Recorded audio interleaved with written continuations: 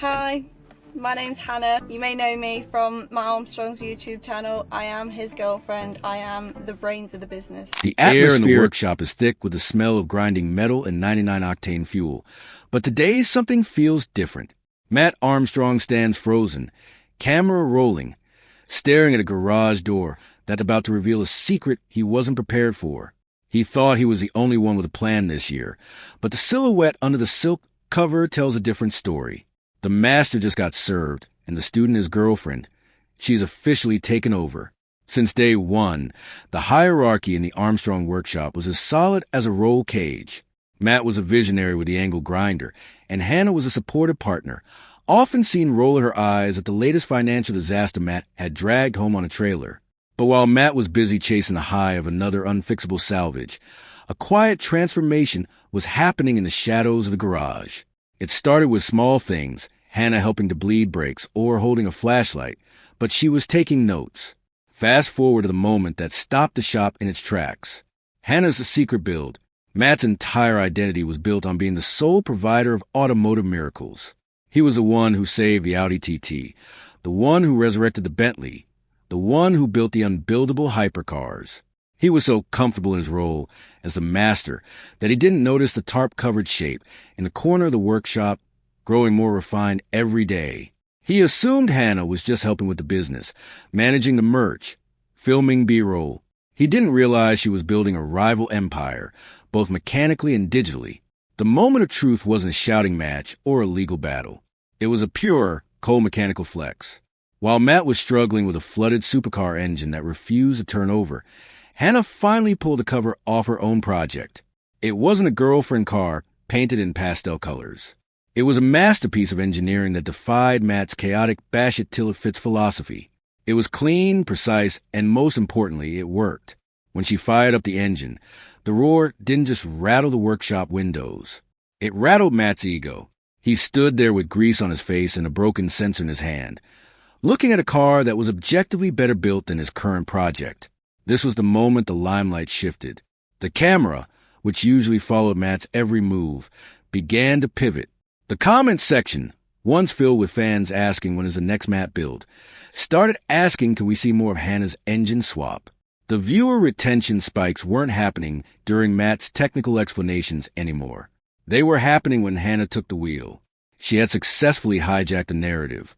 She wasn't just a supporting cast anymore. She had become the main character in a story Matt thought he was writing alone.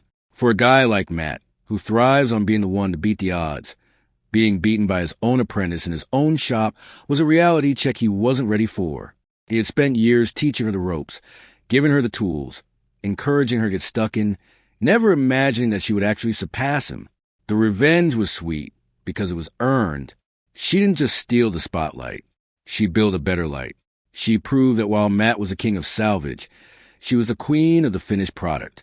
The dynamic of the channel changed overnight. It wasn't just a Matt Armstrong show featuring his girlfriend. It was now a workshop divided. The competitive tension was palpable. Every time Matt tried to one-up her with a more expensive part or a flashier paint job, Hannah would counter with clever engineering that cost half the price and worked twice as well. She had effectively interrupted his plan of being the sole automotive authority in the household. He wasn't the only one people were coming to see anymore, and for a creator who built his brand on being the best, that was a tough pill to swallow. The irony is that Matt had created his own monster. By being such a good mentor and including her in every step of his journey, he had given her the ultimate roadmap to success. He showed her the mistakes, so she didn't have to make them. He showed her the shortcuts so she could find better ones. And when she finally stepped out from behind the camera to claim her spot on the workshop floor, he realized his biggest plan to build an unstoppable brand had succeeded, just not in the way he expected. He thought he was building a car empire. He didn't realize he was building his biggest competitor. But as the subscriber counts on both their channel began to skyrocket, a new question started to emerge in the workshop. Was this rivalry going to tear the shop apart? Or was it the secret sauce that would take them both to the next level? While the narrative of a workshop divided makes for a gripping headline, the reality behind the scenes is even more impressive, a masterclass in modern digital branding. In the world of content creation, competition isn't always a zero-sum game. For Matt and Hannah, the rivalry didn't lead to a fallout. It led to a massive expansion of their shared empire. Instead of one channel fighting for a slice of the pie, they simply baked a much bigger pie. Hannah's growth hasn't been a fluke or a side effect of Matt's fame. It was a strategic, organic evolution. She moved from the person holding the camera to a fully fledged creator with her own dedicated audience. Her channel, which now boasts over 36,000 subscribers and millions of views, offers something Matt's high-octane let's grind this until it fits energy sometimes misses. The grounded, relatable perspective of someone actually living the chaos. While Matt is showing you the 0 to 60 times and the roar of a twin-turbo Lamborghini, Hannah is showing you the reality of living in a house that's essentially a glorified parts warehouse. This dual-channel approach created a symbiotic loop. Fans would watch Matt's main channel to see a wrecked supercar get resurrected, but then they'd immediately hop over to Hannah's channel to see the behind-the-scenes reality, the late-night stress, the literal mess, the mechanical hurdles that Matt might gloss over in his fast-paced edits. By stealing the limelight, Hannah didn't diminish Matt's brand. She humanized it. She gave the audience a second entry point into their world. Business records show that this isn't just a hobby for Hannah. She is listed as a director in Matt's core companies, including Matt Armstrong Limited and MA Merchandise. This tells you everything you need to know about the shutdown. Behind the apprentice's revenge is a highly organized business partner who ensures the empire keeps running while Matt is out chasing the next salvage auction. They build a structure where competition is just another word for collaboration. The growth statistics for both channels show a clear trend. When they work together on a project, or better yet when they compete, the engagement goes through the roof. The competition for views is actually a shared victory. Matt's main channel has hit over 6.3 million subscribers, fueled in part by the Hannah dynamic that adds tension and humor to his builds. Meanwhile, Hannah's own automotive projects, like her work on the Audi RS5 and the Land Rover Defender, have proven she can pull her own weight in the workshop. In a way, Hannah shutting down Matt's biggest plan was the best thing that ever happened to his career. It forced him to share the stage, which in turn made the stage twice as large. They aren't just two YouTubers dating. They are a multimedia production house where the master and the apprentice have become equals. Matt might have been the one to teach Hannah how to turn a wrench, but she's the one who taught him that two creators are always stronger than one. But to truly understand why Matt was so willing to let Hannah take the wheel, you have to look back at the years of sweat, broken bones, and failed business ventures that shaped the man who built the empire from absolute zero. For Matt, the workshop isn't just a place of business. It's a sanctuary, his classroom, the stage for a comeback story 10 years in the making. Long before the multi-million-pound Bugatti projects and the glossy thumbnails, Matt's life was defined by two things: adrenaline and gravity. Born in Leicester in 1993, Matt didn't grow up with a silver wrench in his hand. He grew up with a BMX between his knees. For most of his late teens and early 20s, Matt wasn't eyeing salvage supercars. He was eyeing the next 15-foot vertical drop. As a professional BMX rider, Matt traveled the world, competing in events from the dusty parks of Dubai to the elite ramps of Germany.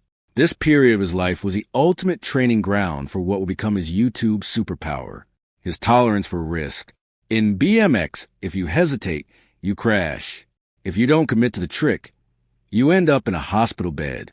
That same all-in mentality is exactly what allowed him to later walk into salvage auctions and bid tens of thousands of pounds on cars that professional mechanics called parts only. He wasn't afraid of a wreck because he had been one himself, recovering from the brutal physical toll that professional extreme sports takes on a body. The transition from professional athlete to professional resurrector wasn't a smooth ride. When the BMX career began to wind down, partly due to the sheer physical demand and the lack of long-term financial security, Matt found himself at a crossroads. He was a self-taught mechanic who had learned the basics by watching his father Tony in the family garage. But knowing how to fix a dent is a long way from knowing how to rebuild a Maserati. Matt spent years grinding in the most literal sense, delivering food, bartending, working in automotive retail. He was the definition of a hustler, trying to find a way to turn his mechanical curiosity into a sustainable life. The turning point, the big bang of the Armstrong empire, didn't happen in a boardroom. It happened in a heap of twisted metal. In 2018, Matt bought a crashed Audi TT Mark II. At the time, it wasn't a content strategy. It was just a guy trying to build a nice car for his girlfriend Hannah on a budget.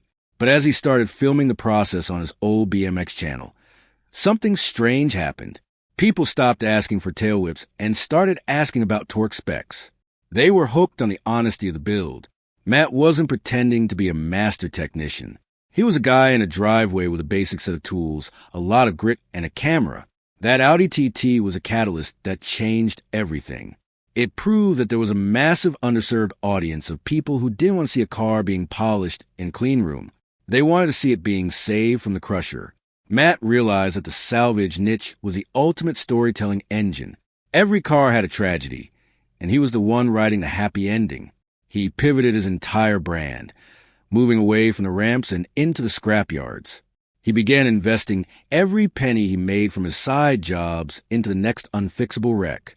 The rise was meteoric, but was built on a foundation of genuine mechanical struggle. Matt's secret sauce was his transparency.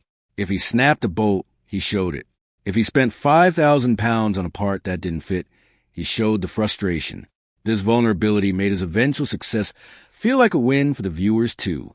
By the time 2020 rolled around, the world was stuck indoors, and Matt was his garage providing the ultimate escape. He wasn't just fixing cars. He was proving that with enough Armstrong grit, you could take something the world had discarded and make it beautiful again. But as the projects grew from Audis to Bentleys and from Bentleys to Lamborghinis, the stakes became astronomical. Matt was no longer just a guy in a driveway. He was a high-stakes gambler playing a game where a single mistake could cost him his entire business. He had reached the pinnacle of the salvage world, becoming the scrap metal king of YouTube. He had the houses, the dream garage, a fleet of cars that would make a billionaire jealous. He was at the top of his game, seemingly untouchable. By 2024, Matt wasn't just a YouTuber. He was a one-man rescue mission for the world's most abused machinery. He had built a reputation on the impossible, taking cars that insurance companies had literally deleted from their systems and dragging them back into the land of the living. His portfolio isn't just a list of cars. It's a graveyard that he turned into a showroom. Take the Marcus Rashford Rolls-Royce Wraith. This wasn't just any salvage. It was a cultural moment. The Manchester United star had crashed his 700,000-pound custom Mansory edition, leaving a crumpled heap of carbon fiber and high-end leather. Most people saw tragedy. Matt saw a thumbnail. He bought the wreck for $184,000, a staggering gamble considering the cost of Rolls-Royce parts, and began a rebuild that would define his scrap metal king title. The project was a nightmare of engineering. He had to source parts from another YouTuber, Tavarish, and navigate the complex electronics that make a Rolls-Royce more of a rolling supercomputer than a car. But the real boss-level moment came when Mansory themselves got wind to build. They didn't send a cease and desist. They asked for the car back. Matt drove the rebuilt beast all the way to their factory in Germany, where the legendary tuners jokingly critiqued his DIY work before helping him dial in the suspension and wheels. It was the ultimate validation. The people who built the car originally were now shaking hands with the guy who saved it in a shed. Then there was the MrBeast Lamborghini. When the world's biggest YouTuber needed a car resurrected, he didn't call a certified dealership. He called the guy from Leicester with the angle grinder. Matt took on a Lamborghini Huracan that had been through the ringer, documenting a rebuild that saw him literally cutting the car in half to repair the frame. This was Matt at his most raw, covered in dust, fighting with wire harnesses, proving that no amount of structural damage could stop a determined mind. He transformed a parts-only carcass into a twin-turbo 1,000-horsepower weapon. It was the kind of project that made other creators realize that Matt was playing a completely different game. But even those projects paled in comparison to the Bugatti Chiron Pur Sport. This is where the legend of the scrap metal king met its greatest challenge, and where the shutdown narrative began to bleed into professional life. The car, one of only 60 in existence, was a $6 million masterpiece that had been totaled in Miami. Bugatti, a brand known for its obsessive control over its image, did something they rarely do. They blacklisted the car. They locked the VIN, refused to sell parts, essentially told Matt that the car was dead. Bugatti quoted a factory repair at $1.7 million, a number that would bankrupt most human beings. Matt's response?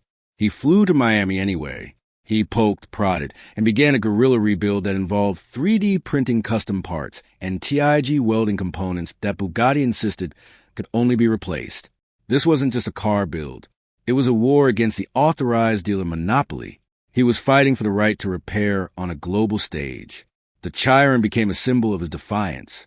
Even as Bugatti CEO Mate Rimac publicly raised safety concerns, Matt pressed on, proving that a dedicated builder with a TIG welder could do what a billion-dollar corporation said was impossible.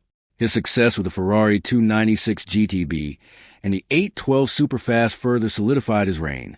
These cars were smart wrecks, filled with hybrid batteries and pyro fuses designed to stay dead after a crash. Matt and his team, including his father Tony and his lead mechanic Liam, spent 24-hour marathons bypassing ECU locks and tricking the Ferraris back into life. He was doing digital surgery on cars that were meant to be scrapped. Every one of these wins added another brick to the fortress of Matt's ego, a fortress that was eventually bypassed by the person he least expected. He had spent years being the hero of the story, the man who could fix anything. He had survived the wrath of Bugatti, the complexity of Ferrari, the skepticism of the entire automotive industry. He was the undisputed king of the salvage auction.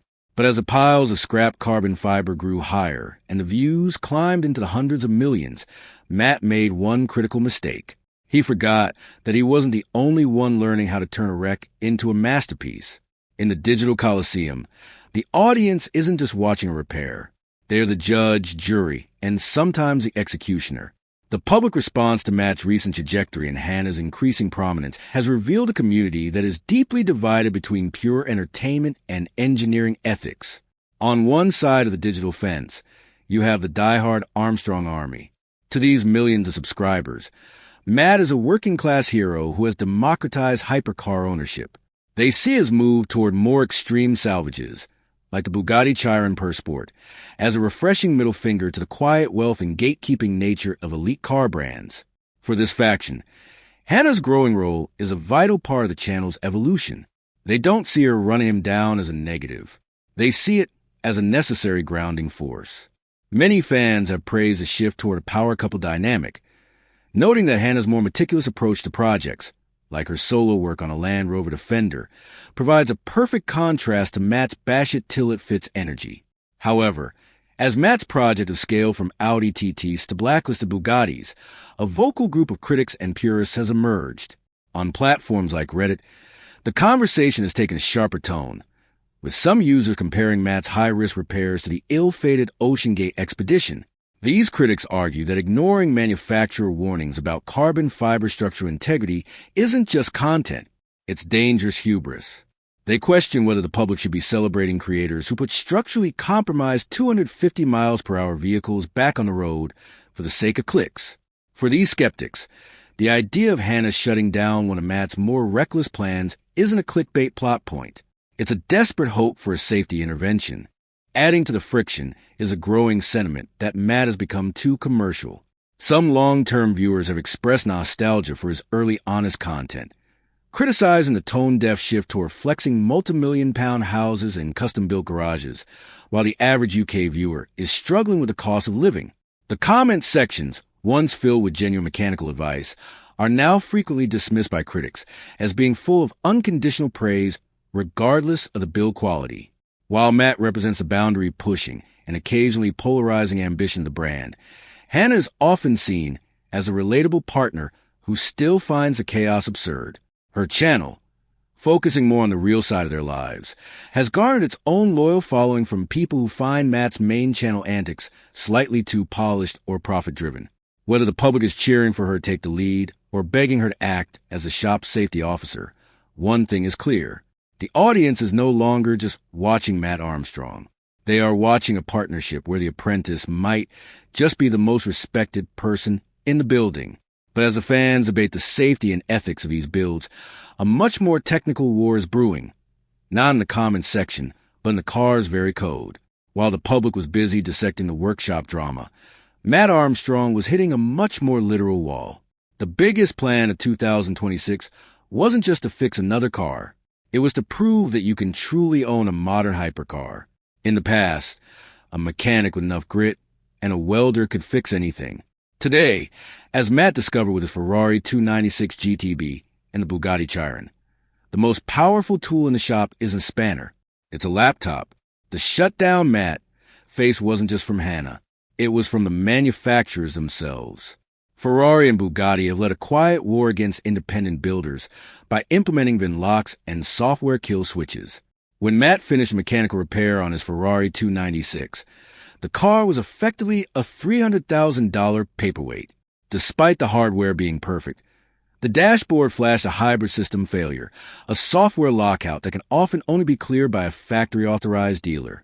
This highlighted a terrifying new reality in the salvage world.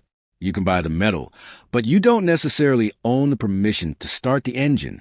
The Bugatti Chiron saga took this to a global scale.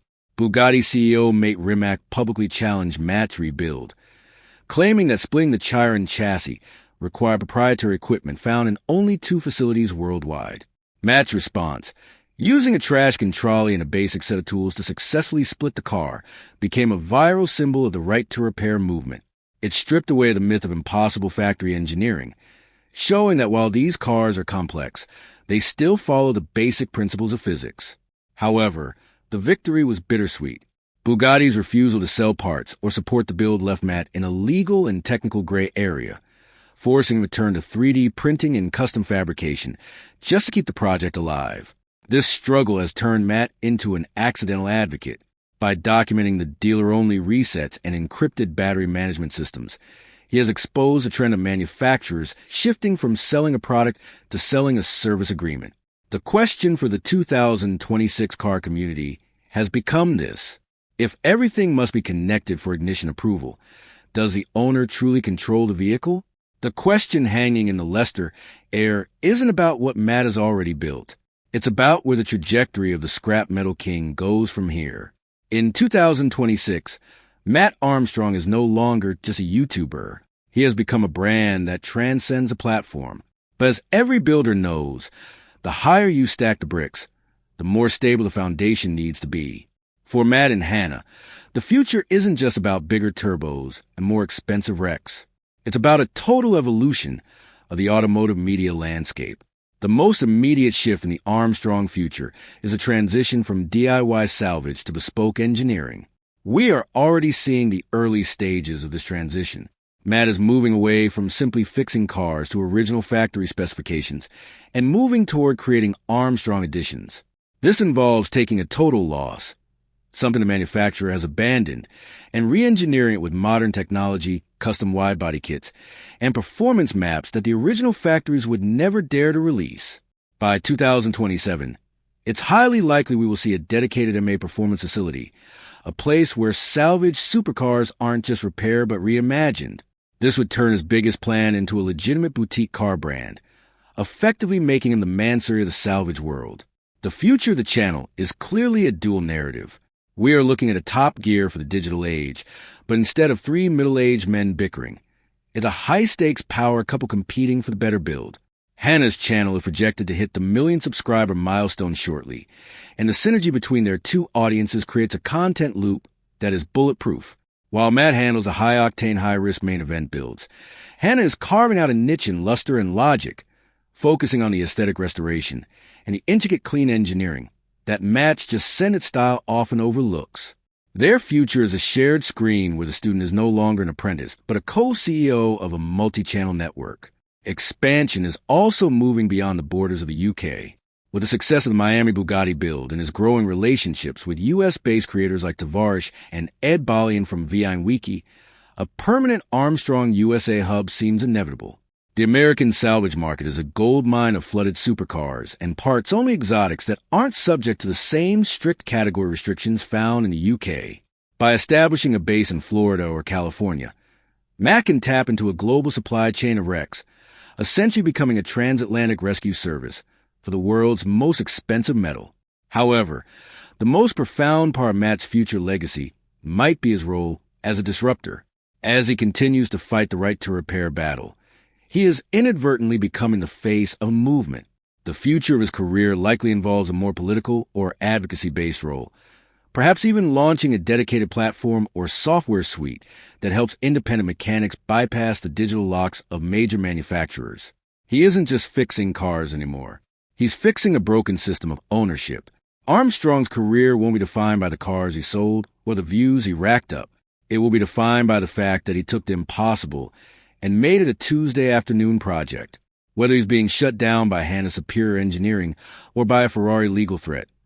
Matt's future is built on the one thing that never depreciates: grit. He wasn't ready for Hannah to steal the show, but in the long run, that's exactly what will keep his empire from ever hitting the scrap heap. The king might have to share his throne, but the kingdom has never looked bigger. Hit that subscribe button and stay tuned for the next Matt and Hannah conversation. Thanks for watching.